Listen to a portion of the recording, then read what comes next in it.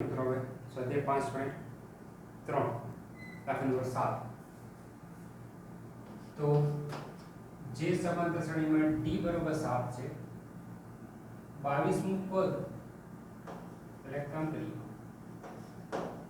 અહીંયા પહેલા શું આપી દીધું આપણને d બરાબર 7 22મું પદ એટલે a22 બરાબર 149 તો તેના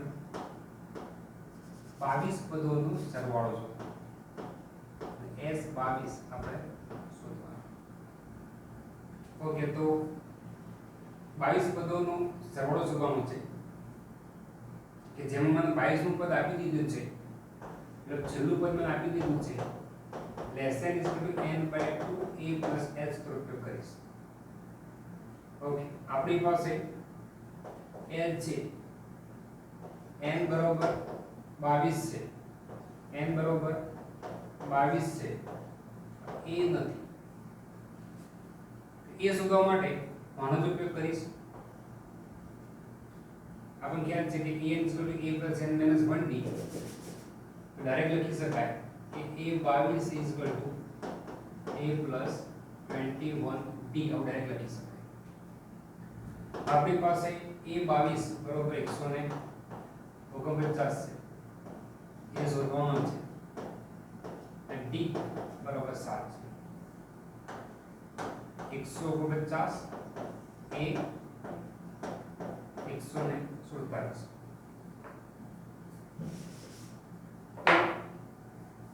એ શોધી કાઢી 149 - 147 માટે a = 2. ઓકે, હવે Sn સૂત્રનો ઉપયોગ કરી કાઢીશું. Sn = n/2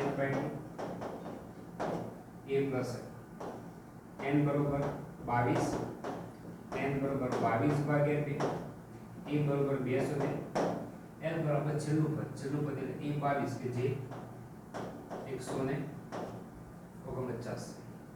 છેલ્લું શું 11 * 22 149 + 2 151 151 ગુણ્યા 11 કરીશું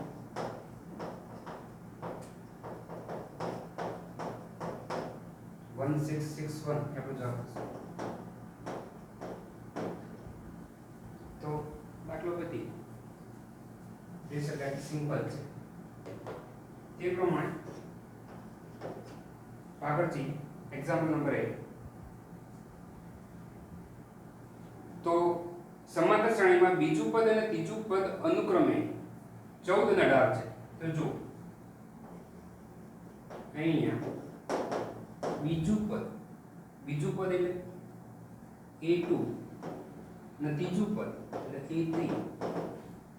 તો બીજું પદ અને ત્રીજું પદ અનુક્રમે 14 બીજું પદ 14 ત્રીજું પદ એ 18 છે. તો તેના પ્રથમ 51 પદોનો સરવાળો શોધો. 51 પદોનો સરવાળો શોધવાનો છે. શોધી કાઢી.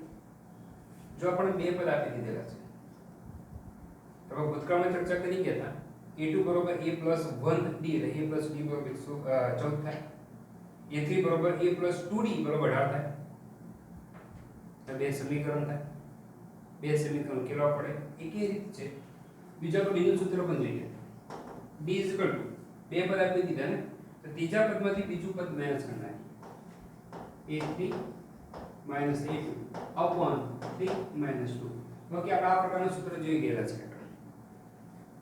a3 બરાબર કેટલા છે 18 a2 બરાબર 14 ભાગ્યા 1 4. મિત્રો બીજું કે સ્પષ્ટ ખ્યાલ જ છે. સમાંતર શ્રેણીમાં કહી દીધું છે a2 સમાંતર શ્રેણી માટે સબેક છે. બે કિંમત વચ્ચેનો બે ક્રમિક કિંમત વચ્ચેનો તફાવત સરખો જ છે. a2 બરાબર 14 ને a3 બરાબર 18 છે તો ડાયરેક્ટલી ખબર પડી જ જોઈએ b બરાબર 4 જ થાય. તે સમાંતર શ્રેણીમાં બીજું પદ અને ત્રીજું પદ અનુક્રમે સમાંતર શ્રેણી શબ્દ પ્રયોગ કરેલો છે. આથી બે ક્રમિક પદો વચ્ચેનો તફાવત સરખો થાય d બરોબર 4 જ થાય પણ ખ્યાલ આવી જવો જોઈએ કેન્દ્ર સૂત્રનો ઉપયોગ કરવો ઓકે હવે આપણે એ જોઈશે એ માટે હું e2 બરોબર 14 નો ઉપયોગ કરી નાખીશ e2 બરોબર શું થશે a 2 1 1d is equal to 14 okay d બરોબર કેટલા છે 4 બરાબર 14 4 સામે ગયા a બરાબર 10 ઓકે આપણી પાસે a છે n બરોબર 51 છે અને d પણ છે તો હવે Sn is equal to n by 2 2a plus n minus 1d s 51 upon 2 2a e બરોબર કેટલા છે 10 51 minus 1 એટલે 50 અને d કેટલા છે 4 51 ભાગ્યા 2 e બરોબર 10 તો 20 51 minus 1 50 ચોક 200 51 ભાગ્યા 2 તો 200 ને 20 220 ચલો એ મારી 110 હવે 51 ગુણ્યા 11 કરીશું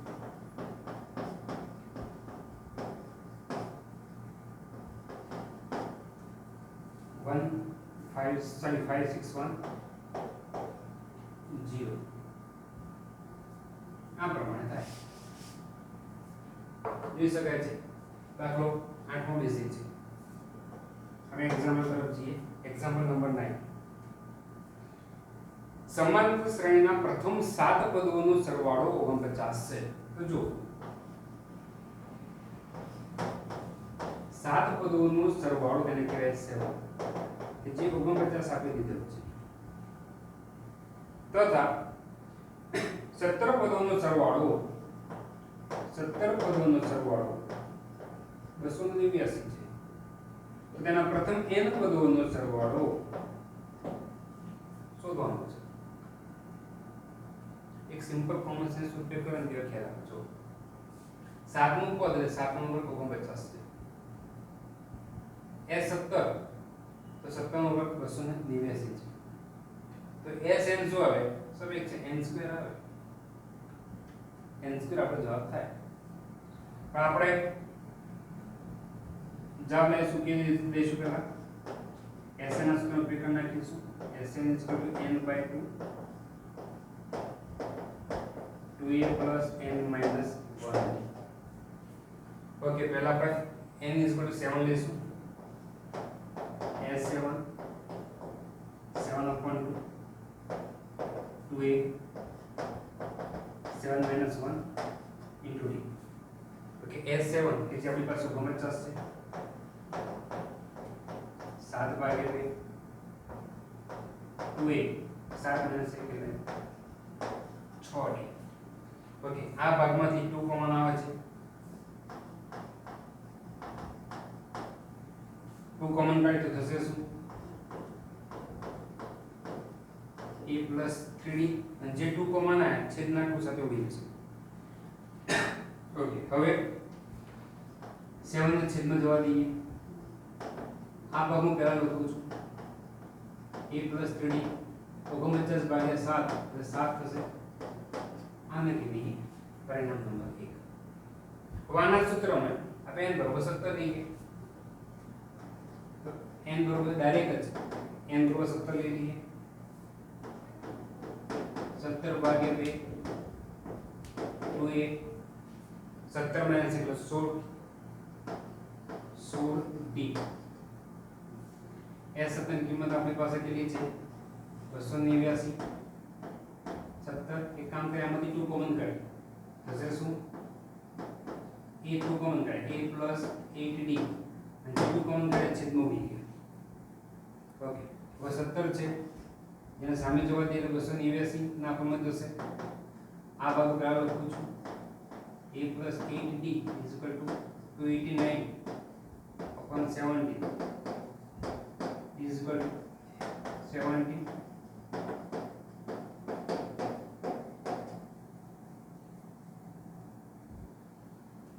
જો હવે a અને d શોધી કાઢી તો પરિણામ 1 ને પરિણામ